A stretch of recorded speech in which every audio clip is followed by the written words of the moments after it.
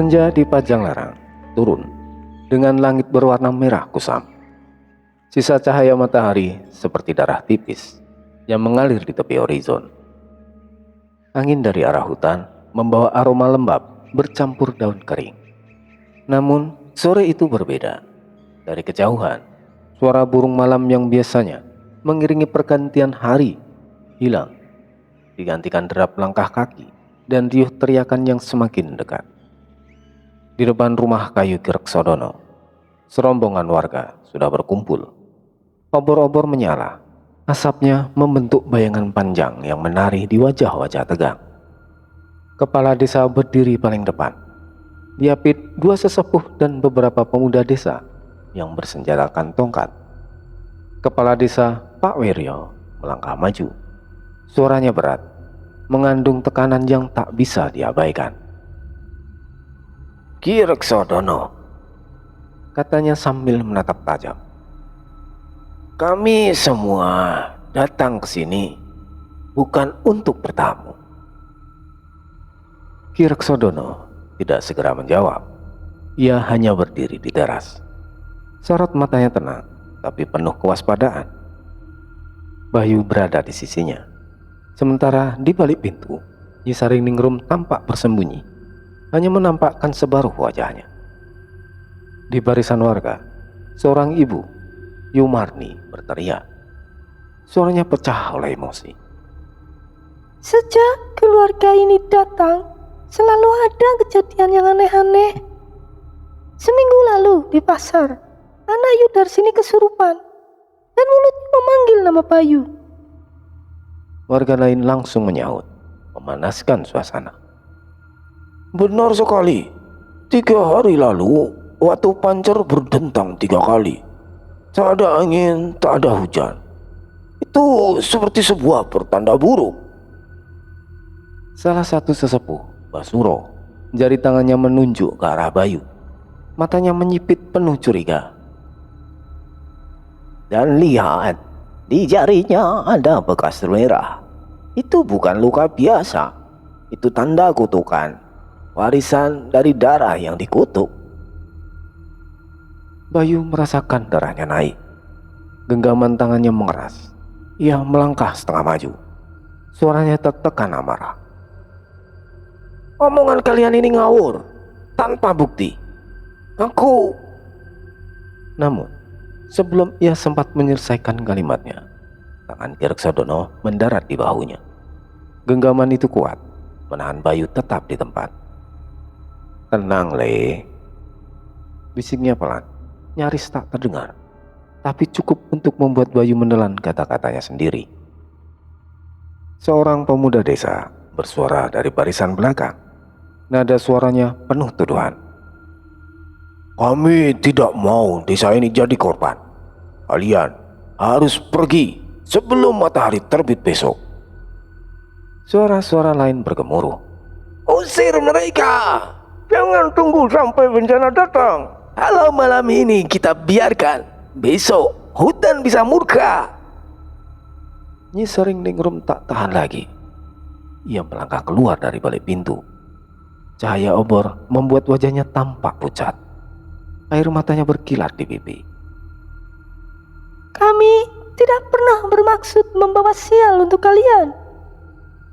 Suaranya bergetar, berusaha menembus riuh teriakan, tapi suaranya segera tenggelam di tengah kerumunan. Pak Wiryo mengangkat tangan, memberi isyarat agar warga diam. Kerumunan mulai mereda, hanya suara jangkrik dan desiran angin yang terdengar. Tetua desa Mbah Darmo maju satu langkah. Suaranya rendah namun tegas dan tidak bisa dibantah. "Ki, maafkan kami. Kami tak bisa berbuat apa-apa. Tapi kami mohon, sebelum hutan dan desa terkena kutukan, lebih baik kalian meninggalkan tempat ini malam ini juga." Hening sejenak.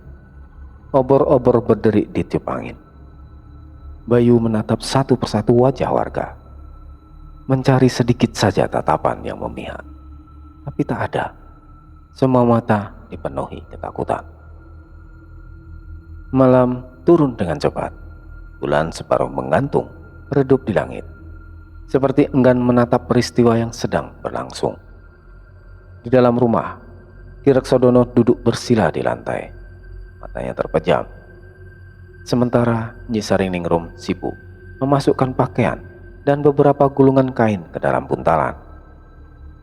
Bayu mundar-mandir, langkahnya berat.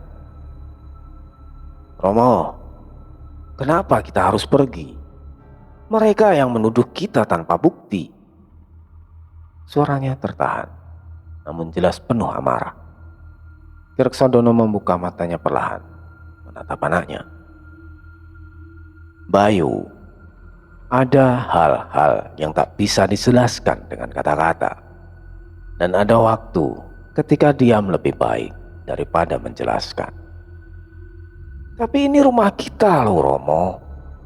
Kita bisa buktikan kalau semua itu cuma kebetulan." Bayu mengepalkan tangan. Nyi Sariningrum mendekat, tangannya memegang pipi Bayu. Dengarkan ibumu. Kadang bukan soal benar ataupun salah, tapi biarlah kita mengalah sampai saatnya kita kembali nanti dengan membawa kebenaran yang cukup. Di luar, suara beberapa warga terdengar samar, seperti sengaja berjaga memastikan keluarga itu benar-benar pergi. Ki Reksodono berdiri, mengambil keris warisan yang tersimpan di atas balok kayu dekat altar kecil. Gagangnya berukir naga, bilahnya hitam kebiruan. "Ini satu-satunya yang akan ikut kita, Le. Benda ini sudah melihat lebih banyak perjalanan dari yang kau bayangkan." Tak lama, roda kereta tua berderit di belakang rumah. Seekor kuda coklat berdiri gelisah, mengendus udara malam. Bayu membantu mengangkat buntalan. Matanya terus menatap ke arah desa yang mulai tenggelam dalam kegelapan.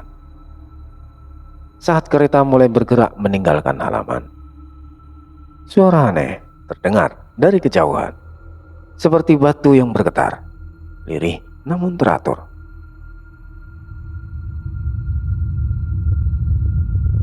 Nyi Sariningrum menoleh, wajahnya memucat.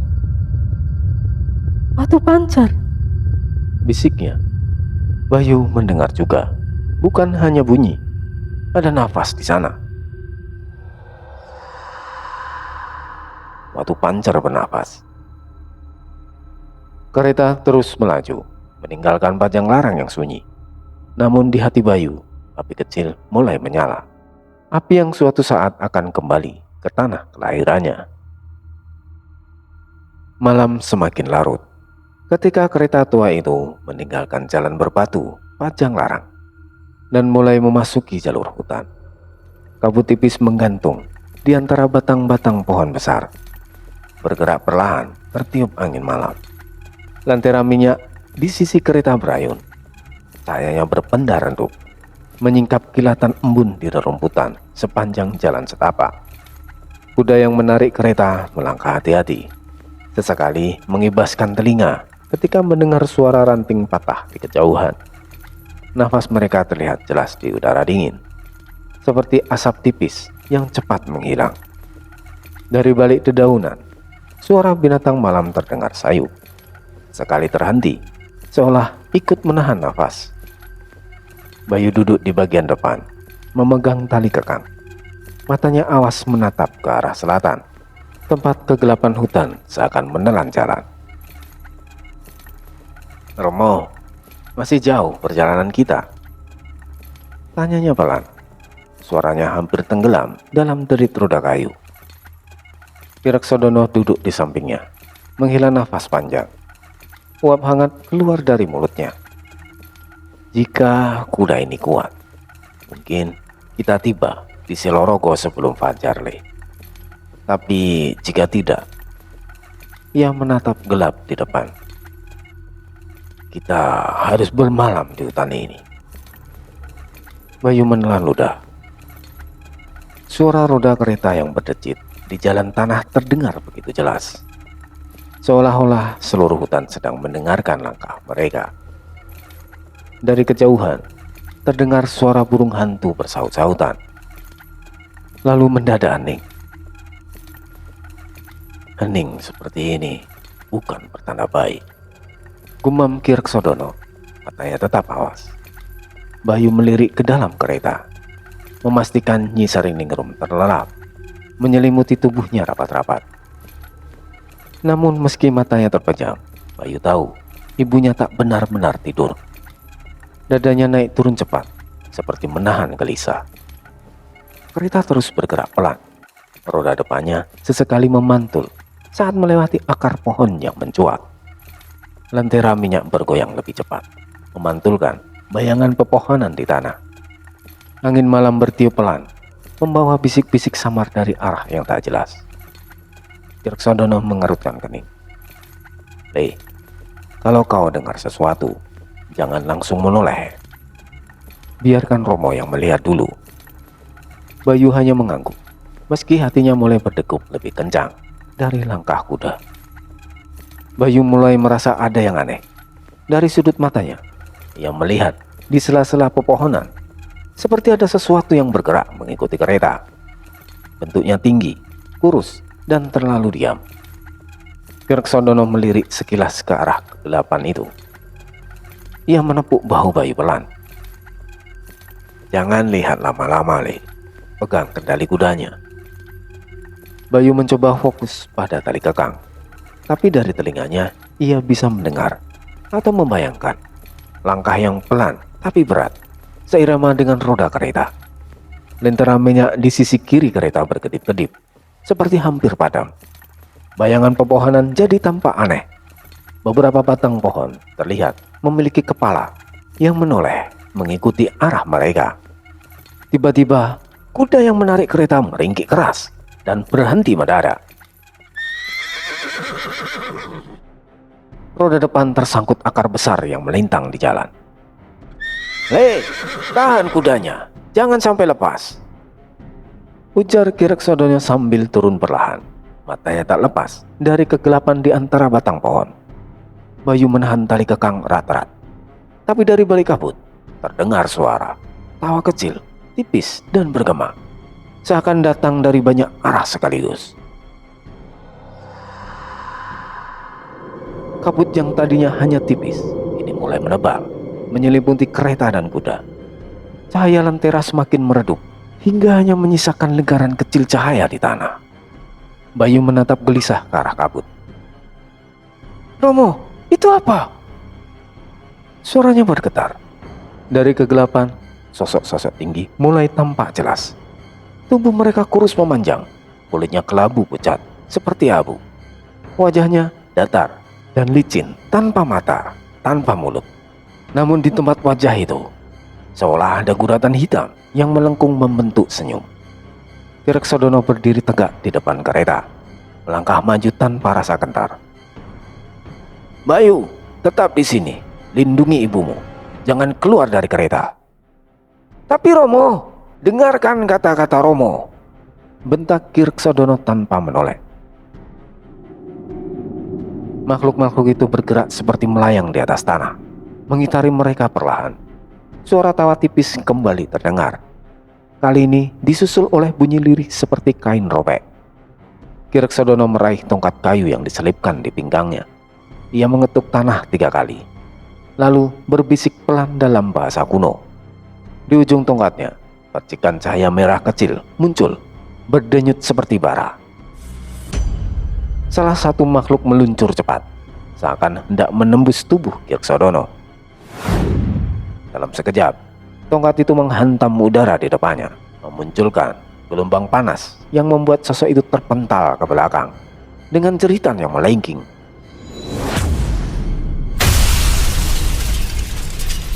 Bayu tertegun, jantungnya berdegup kencang. Ia baru sadar bahwa luka di bahu Kirksodono belum benar-benar sembuh. Namun romonya tetap berdiri untuk melawan. Kereta mulai berguncang hebat. Kuda meringkik keras, matanya memutih penuh ketakutan. Dari sisi kiri, 2 makhluk melompat bersamaan. Tubuh mereka seperti asap pekat, namun memiliki tangan panjang bercakar. Cakar itu menggores dinding kayu kereta, meninggalkan bekas hitam yang berasap. Nyi Saringningrum menjerit kecil di dalam kereta, memeluk erat buntalan kain berisi keris warisan. Ayo, kuncikan pintunya. Jangan biarkan mereka masuk. Teriaknya. Bayu melompat ke sisi kereta, menutup pintu kayu geser, lalu kembali ke posisi depan sambil memegangi erat tali kekang. "Kamu, mereka mengitari kita dari belakang juga." Kireksodono tak menjawab. Ia berputar cepat, menangkis serangan makhluk lain yang mencoba menerkam dari atas. Tongkatnya beradu dengan kekosongan udara, namun percikan cahaya merah dari ujung tongkat seakan memecah kabut di sekitarnya. Salah satu kuda tiba-tiba meronta, hampir membuat kereta terguling. Bayu berusaha menenangkan dengan suara lantang. "Tenang, tenang, majulah." Tapi kudanya justru mundur, menolak melangkah ke dalam kabut yang semakin tebal di depan. Di sela kabut terdengar suara serak dan berat, berbeda dengan suara tawa makhluk-makhluk tadi. "Anak darah Bayupati, malam ini kau tak akan bisa lewat." Bayu membeku. Suara itu terdengar seperti datang dari dalam kepalanya. Sementara itu, Kireksodono mulai terdesak. Tongkatnya terayun cepat, namun setiap serangan hanya memecah kabut dan membuat makhluk-makhluk itu kembali menyatu. Nafasnya berat, keringat dingin bercampur darah dari luka lamanya yang terbuka lagi. Salah satu makhluk berhasil menembus pertahanannya. Cakar hitamnya nyaris menyentuh bahu Bayu. Lalu, sebuah cahaya keemasan memotong kabut. Diikuti suara denting halus seperti seruling bambu yang ditiup jauh di lembah. Makhluk itu menjerit melengking, lalu lenyap menjadi asap tipis. Dari arah hutan muncul sosok perempuan muda berbalut jubah putih sederhana. Rambutnya tergerai, matanya tajam namun teduh. Di tangannya tergenggam tongkat ramping berujung ukiran kepala burung. Menepilah. Katanya singkat, suaranya tenang namun tegas. Kireksodono mundur setapak, memberi ruang. Perempuan itu mengayunkan tongkatnya sekali lagi. Cahaya melingkar, menyapu jalur setapak. Dan semua makhluk yang tersisa menjerit, lalu menghilang seperti kabut disapu angin pagi. Bayu menatapnya ternganga. "Siapa kau?" tanyanya. Perempuan itu hanya menatap sekilas sebelum menjawab. Rati Ayu Dewi, kalian harus ikut aku sebelum kabut ini kembali menutup jalan. Kereta kini berhenti total.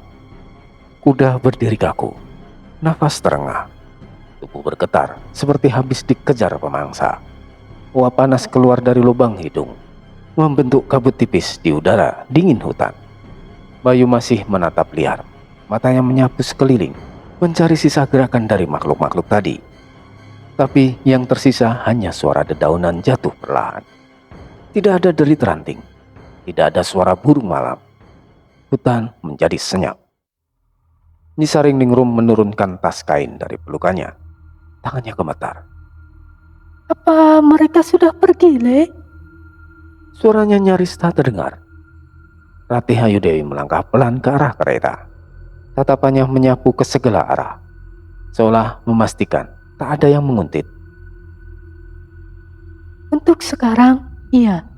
Tapi ini baru awal. Kireksodono menghela nafas panjang, lalu bersandar pada tongkatnya. Luka di dadanya tampak basah oleh darah. Tapi ia menatap Ratih Ayu Dewi tanpa ragu. "Kalau begitu, tunjukkan jalannya." Ratih Ayu Dewi mengangguk. Ikuti aku. Kita harus sampai ke Padepokan sebelum bulan melewati puncak Silorogo. Setelah itu, gerbang akan terbuka. Bayu menatap ayahnya, lalu ke gadis misterius itu, dan tanpa sadar menggenggam kerisnya lebih erat. Meski belum tahu maksudnya, ia merasakan sesuatu di udara, seperti ada yang menunggu di depan. Kereta kembali bergelak perlahan. Roda kayunya berderit menembus kabut. Dan di belakang mereka, di antara pepohonan yang gelap, dua pasang mata merah samar masih mengamati, lalu perlahan menghilang.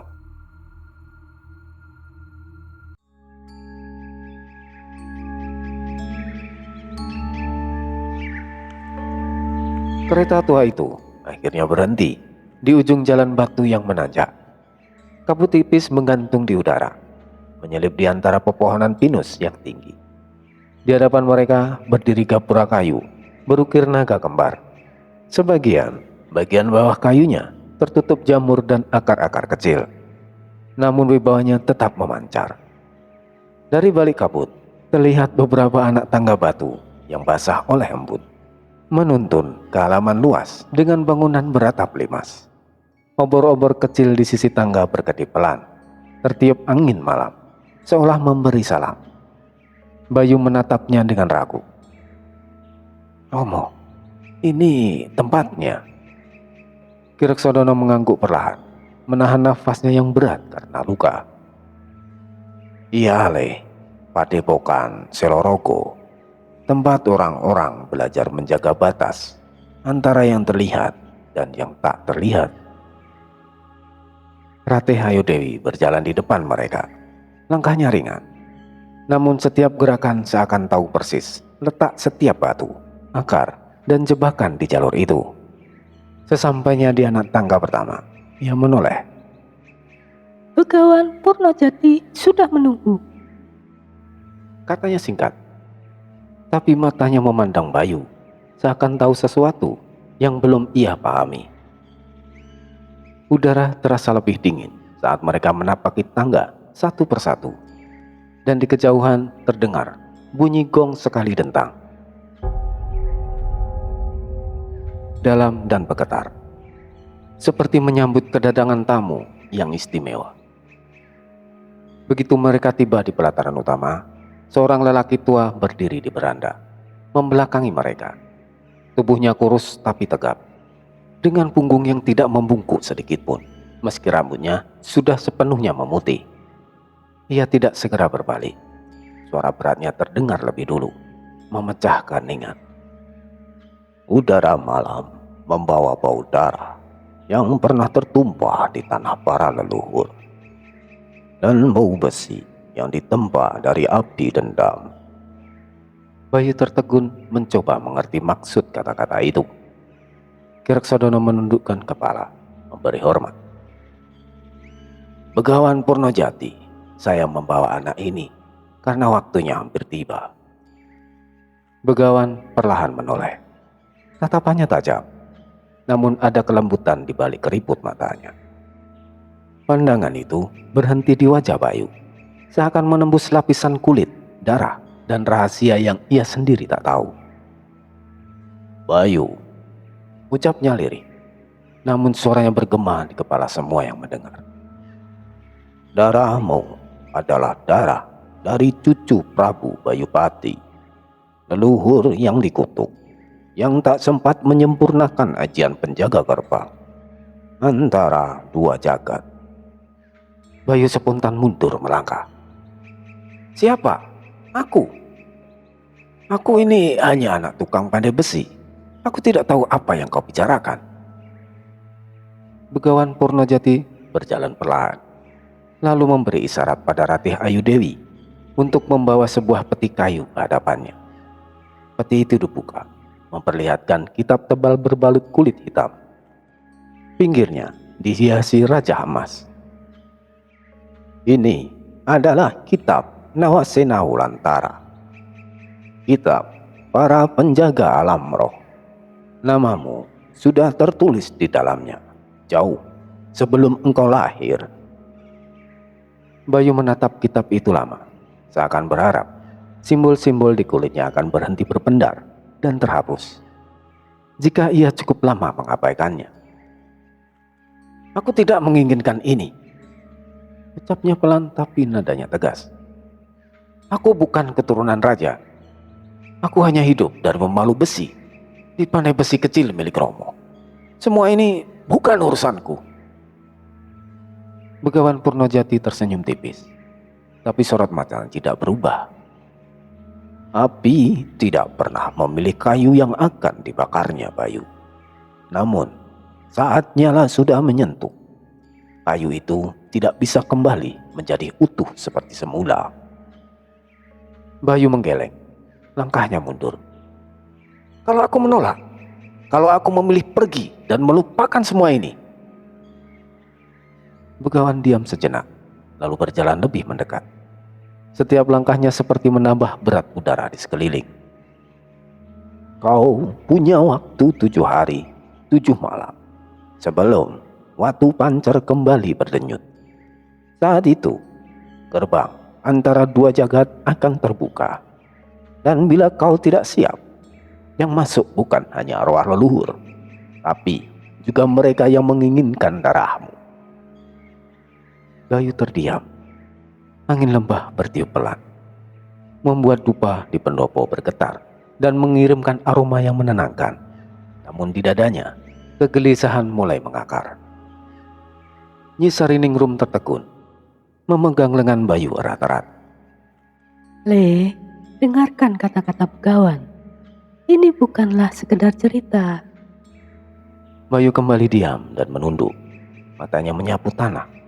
Di dalam dirinya, ia ingin sekali menolak. Tapi kata 7 hari berputar-putar di kepalanya, seperti bisikan yang tak mau pergi. Malam selanjutnya, Bayu duduk sendirian di tepi tebing Selorogo. Angin malam menusuk tulang, tapi pikirannya jauh lebih gaduh daripada dingin yang merayap di kulit. Di bawah sana, lembah terlihat seperti lautan hitam. Bulan separuh menggantung di langit. Cahayanya memantul di aliran air yang berkelok. Bayu memegang keris warisan itu erat-erat, yang kemarin malam diberikan sama ayahnya. Jarinya gemetar. 7 hari. Dan mereka ingin aku percaya aku adalah bagian dari garis takdir itu. Ia menghela nafas panjang, mencoba mengusir kata-kata Begawan Purnojati dari kepalanya. Tapi setiap hembusan angin malam seperti membawa kembali gema suara itu. Lalu tiba-tiba lamunan Bayu buyar. Terdengar daun kering bergeser di belakangnya. Bayu menoleh cepat, dan dari kegelapan sosok tinggi muncul. Langkahnya berat tapi anggun. Sosok itu mengenakan topeng kayu hitam. Ukiran menyerupai wajah Garuda. Suara berat menyelinap dari balik topeng. Bayu Seta. Ia menghunus pedang panjang yang berkilau tipis di bawah cahaya bulan. Atas nama Mahesa Dirga, aku, Gandawira, datang untuk mengambil darahmu. Bayu berdiri spontan, kerisnya terangkat. Aku tak tahu kau siapa, tapi kalau kau mau darahku, datang dan ambillah sendiri. Pedang dan keris beradu di detik berikutnya, memecah keheningan malam. Percikan kecil berloncatan setiap kali besi bertemu besi. Bayu bergerak cepat, tapi tekanan Gandawira seperti ombak yang tak henti menggempur. Gandawira tersenyum di balik topengnya. Ternyata darah pengkhianat itu masih punya nyali. Bayu menahan nafas, menghindar dari tebasan yang hampir mengenai lehernya. Namun, kakinya terpeleset batu di tepi tebing, membuat tubuhnya oleng. Bayu merapatkan genggaman pada kerisnya. Mata menatap sosok bertopeng itu tanpa berkedip. Nafasnya cepat, tapi tetap berusaha mengatur irama. Gandawira melangkah maju, ujung pedang yang menggores tanah, meninggalkan garis tipis berkilau. Keris itu adalah kunci, dan kuncinya akan mati bersamamu. Tanpa peringatan, ia mengayunkan pedangnya menyamping. Bayu mengangkat keris untuk menangkis. Dentum logam memantul di udara malam, membuat telinga berdenging. Bayu terdorong mundur 3 langkah. Tubuhnya menghantam kerikil, tapi ia segera memutar tubuh dan membalas dengan tusukan cepat ke arah perut Gandawira. Lawannya memiringkan badan, menangkis dengan sapuan pedang, lalu menendang ke arah dada Bayu. Bayu terhuyung tapi segera menunduk untuk menghindari tebasan yang nyaris membelah kepalanya. Angin tajam dari ayunan itu membuat rambutnya berkibar. Keduanya kini saling berputar, mengitari satu sama lain. Mata tajam menunggu celah. Gandawira memecah keheningan dengan serangan bertubi-tubi. 3 tebasan, 1 tusukan lurus. Bayu menangkis 2 serangan pertama, melompat mundur pada yang ketiga, dan memiringkan badan pada tusukan terakhir, hingga ujung pedangnya hanya menggores kain bajunya. Pelipis Bayu mulai berkeringat. Dia jauh lebih cepat dari yang kukira, batinnya. Tapi Bayu menggertakkan gigi. Ia bukan lagi anak desa yang hanya tahu menempa besi. Dengan teriakan pendek, Bayu menyerang lebih dulu, memutar kerisnya dengan teknik yang diajarkan Kirksodono. Serangan pendek, menusuk, lalu memutar. Gandawira menangkis. Tapi kali ini ia sedikit terdorong. Bayu tersenyum tipis. Kau bukan satu-satunya yang bisa menekanku. Gandawira yang merasa diremehkan meningkatkan serangannya lebih dahsyat. Pedang Gandawira berputar seperti sayap elang, mengirimkan kilatan cahaya perak setiap kali menyapu udara. Bayu bertahan dengan kerisnya. Tapi tiap benturan membuat tangannya bergetar hebat. 3 kali logam bertemu logam. Percikan api kecil memercik di udara. Bayu mundur selangkah demi selangkah tanpa sadar, hingga tumitnya menginjak tanah yang mulai gembur dan rapuh. Ia melirik cepat ke belakang.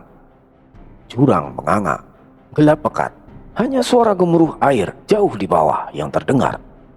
Gandawira tertawa rendah di balik topengnya. Tak ada tempat lagi untukmu mundur, bocah. Dengan kecepatan kilat, ia melompat maju dan menghantam dari atas. Bayu mengangkat keris untuk menangkis, tapi benturan pedang itu membuat lengannya bergetar hebat, dan lututnya nyaris ambruk. Belum sempat Bayu mengatur nafas, Gandawira memutar tubuh dan menghantam dadanya dengan tendangan yang keras. Nafas Bayu terputus, tubuhnya terpental setengah langkah ke belakang, dan tanah di bawah kakinya longsor. Bayu terjerembab, tubuhnya meluncur ke tepi. Dengan refleks, tangan kanannya mencengkram akar pohon yang mencuat dari tebing, sementara tangan kirinya masih memegang keris erat-erat. Tubuhnya kini tergantung separuh, kakinya tak lagi menyentuh tanah yang kokoh. Berikan keris itu! Gandawira membungkuk, meraih pergelangan tangan Bayu. Cengkramannya keras, panas, seperti besi membara yang menekan kulit. Bayu meronta, tapi kekuatan lawannya jauh di atasnya. Nafasnya memburu, jantungnya berdegup keras di telinga. Ia mengingat pesan Kirksodono. Jangan melawan kekuatan musuh, arahkan kekuatannya untuk menyerang balik. Dengan nafas terengah, Bayu berpura-pura melemah. Gandawira menariknya kuat-kuat, mencoba mengangkatnya ke atas untuk merebut keris. Tapi saat itu, Bayu memutar tubuhnya ke samping, memanfaatkan tarikan Gandawira untuk mengayunkan keris dari bawah ke atas. Ujung bilahnya menggores tangan Gandawira. Darah gelap menetes di tanah. Desisan amarah terdengar dari balik topeng. Berani kau melukaiku, bocah! Pedang Gandawira kini bergerak lebih cepat, menghujani Bayu dengan tebasan ganas. Bayu yang setengah bergantung berusaha menghindar sebisanya. Namun, setiap serangan membuat pegangan tangannya pada akar semakin goyah, dan sedikit demi sedikit akarnya mulai patah. Pedang besar itu diangkat tinggi, siap menebas. Bayu mengangkat kerisnya untuk menangkis, tapi genggamannya goyah. Tepat sebelum pedang itu menghantam, sebuah aura panas aneh merambat dari genggam keris ke telapak tangannya. Semakin lama semakin membakar, seperti bara yang menyala di dalam kulit. Mendengung, suaranya dalam, seperti 1000 gong dipukul bersamaan. Ujung keris memancarkan cahaya merah pekat.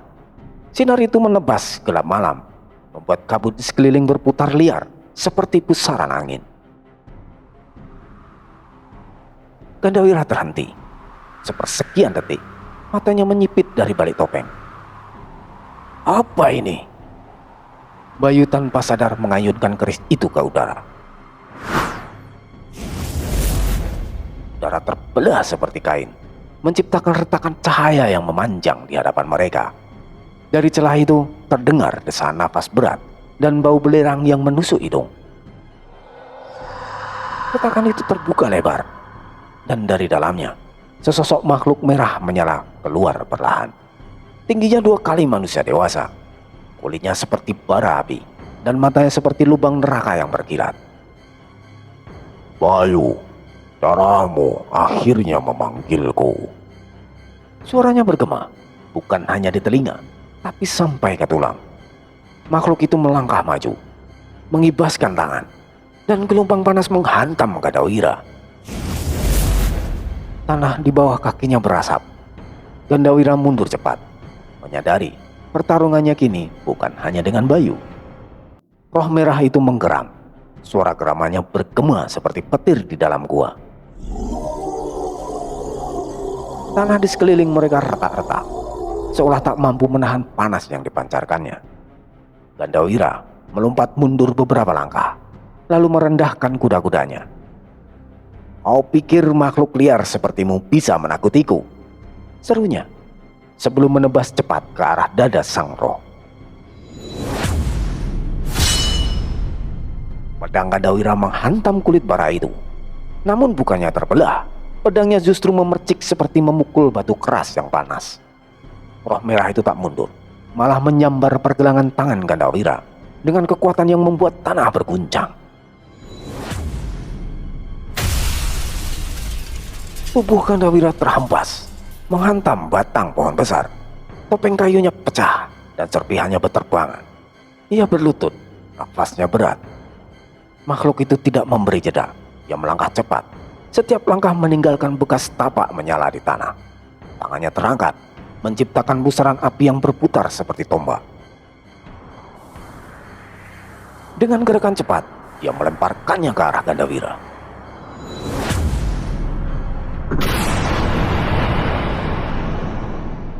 Ledakan cahaya merah membungkus kabut malam. Pohon-pohon di sekitar menjadi siluet hitam pekat. Gandawira terpaksa berguling ke samping. Mantel hitamnya terbakar di ujungnya. "Aku tidak datang untukmu, makhluk lemah." Suara makhluk itu menggema. "Aku datang untuk penjaga gerbang." Matanya beralih menatap Bayu. Bayu yang masih terhuyung merasakan tatapan itu menusuk jauh ke dalam pikirannya. Sebelum ia sempat bicara, Gandawira bangkit kembali. Wajahnya mengeras. "Kau tak akan bisa mengambilnya malam ini." Dengan satu lompatan cepat, Gandawira memukul tanah di bawah kaki makhluk itu dengan pedangnya. Menciptakan guncangan yang membuat tanah runtuh sebagian. Kabut menelan dirinya dan makhluk itu dalam sekejap. Dan ketika kabut mereda, Gandawira telah menghilang bersama makhluk merah. Bayu jatuh berlutut, nafasnya terengah, keris di tangannya kembali redup. Tapi panasnya masih terasa. Darah menetes dari lengan kirinya, jatuh ke tanah. Tanah di bawahnya berdenyut pelan, lalu memancarkan cahaya merah yang sama, seperti dari celah tadi. Di kejauhan, Begawan Purnojati yang sedang bermeditasi di balerungnya membuka mata. Tanah telah mengenalnya. Takdir telah berubah. Bisiknya lirih. Fajar baru saja menyentuh puncak pohon. Sinarnya merembes lemah melalui celah dedaunan raksasa di hutan Selorogo. Namun kabut tebal masih menggantung, membuat udara terasa berat dan basah. Embun menetes perlahan dari ujung-ujung daun, jatuh ke tanah yang berlumut. Burung-burung belum benar-benar berkicau, hanya suara serangga malam yang tertinggal, seolah hutan enggan beralih ke siang. Dari kejauhan, terdengar langkah terseok-seok di jalan tanah yang menanjak menuju padepokan. Suara itu disertai derap nafas yang berat, seperti seseorang yang memaksakan diri berjalan setelah bertarung melawan maut. Bayu muncul dari balik kabut. Bajunya compang-camping, robek di beberapa tempat, basah bercampur lumpur. Darah kering menghitam di pelipis, mengalir tipis ke pipinya. Lengan kirinya dibalut seadanya dengan sobekan kain. Sementara jari kanannya masih menggenggam keris warisan. Erat, seakan melepaskannya berarti mati. Sorot matanya berbeda dari kemarin. Bukan lagi pandangan anak desa yang ketakutan. Ada bara di sana. Api yang menyala pelan tapi pasti. Lahir dari pertemuan langsung dengan bahaya yang seharusnya merenggut nyawanya. Begawan Purnojati duduk bersila di serambi utama padepokan. Tubuhnya tenang seperti gunung yang tak tergoyahkan. Ia membuka mata perlahan. Tatapannya langsung menembus kabut. "Kau kembali," ucapnya datar. Tak ada nada terkejut, hanya kepastian. Seolah ia sudah melihat semua ini dalam penglihatan jauh sebelum terjadi. Bayu berhenti beberapa langkah dari tangga serambi, menunduk sambil berusaha mengatur nafas. "Aku telah melihatnya, Ki. Gerbang itu hampir terbuka, dan aku hampir mati." Suaranya serak, namun mantap. Ia mengangkat sedikit keris di tangannya, menunjukkan bilah yang kini berkilau samar, seakan masih menyimpan sisa energi dari pertempuran semalam. Ajari aku menutup gerbang sebelum semuanya runtuh." Begawan Purnojati menatapnya lama. Matanya seperti sedang menimbang bukan hanya kata-kata Bayu, tapi juga hatinya. "Kau baru saja menyentuh ujung dari lautan yang dalam, Bayu. Untuk menutupnya, kau harus rela menjadi bagian dari arusnya. Siapkah kau tenggelam sebelum kembali?" Bayu tidak langsung menjawab. Dia hanya menatap mata sang begawan. Dan dalam tatapan itu ada tekad yang belum pernah ia rasakan sebelumnya.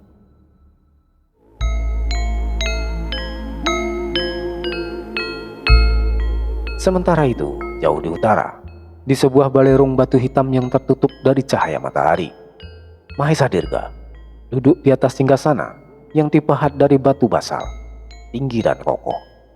Obor-obor di sepanjang dinding berkedip seperti gelisah, seolah merasakan hawa pemilik ruangan. Di hadapannya berdiri seorang perempuan berbusana merah darah, kulitnya pucat seperti gading. Matanya tajam menyimpan kilatan yang sulit diartikan. Dewi Durmawati. Senyumnya tipis menghiasi bibirnya, tapi tatapannya menusuk seperti ular yang menilai kapan harus menyerang. "Ritual Watu Pancer akan kita percepat." Suara Mahesa Dirga bergemuruh, dalam dan dingin, penuh hasrat akan kekuasaan. Dewi Durmawati menunduk dalam. Namun saat ia mengangkat wajahnya, ada senyum licin yang tak bisa disembunyikan. Baik, Ucapnya lembut, tapi getarannya seperti racun. Di Majapahit, menjelang tengah malam, jalanan menjadi sunyi seperti mati. Angin membawa aroma dupa, namun sedikit getir seperti darah kering. Dari arah keraton yang tertutup rapat, mulai terdengar gamelan yang mengalut lembut, namun tanpa pemain. Nada-nada itu merayap di udara, merasuk ke dalam rumah-rumah, membangunkan orang-orang dari tidur dengan rasa resah yang tak jelas asalnya. Beberapa warga mengintip dari celah jendela dan bersumpah melihat bayangan penari tanpa kepala bergerak di halaman keraton. Kain panjang mereka berputar mengikuti irama, namun gerakan itu terlalu halus, terlalu lambat, seolah waktu di sekitar mereka berbeda dari dunia manusia. Menjelang dini hari, Watu Pancer di lembah mulai memancarkan cahaya merah. Tidak sekedar bercahaya, tetapi berdenyut, seperti jantung raksasa yang memompa kehidupan ke dalam tanah. Suara gemuruh rendah terdengar dari dalam batu itu, lalu disusul bisikan. Suara perempuan yang lembut, tapi menusuk ke dalam pikiran siapapun yang mendengarnya. Bayu Seta, cucu dari kutukan, kau akan segera menjemputku kembali. Kabut yang biasanya menyelimuti lembah mulai bergerak, berputar seperti pusaran air. Perlahan, kabut itu membuka jalur sempit yang menuju ke selatan, arah yang belum pernah disebut dalam catatan manusia. arah yang hanya bisa dikenal oleh mereka yang pernah melangkah di antara dua dunia.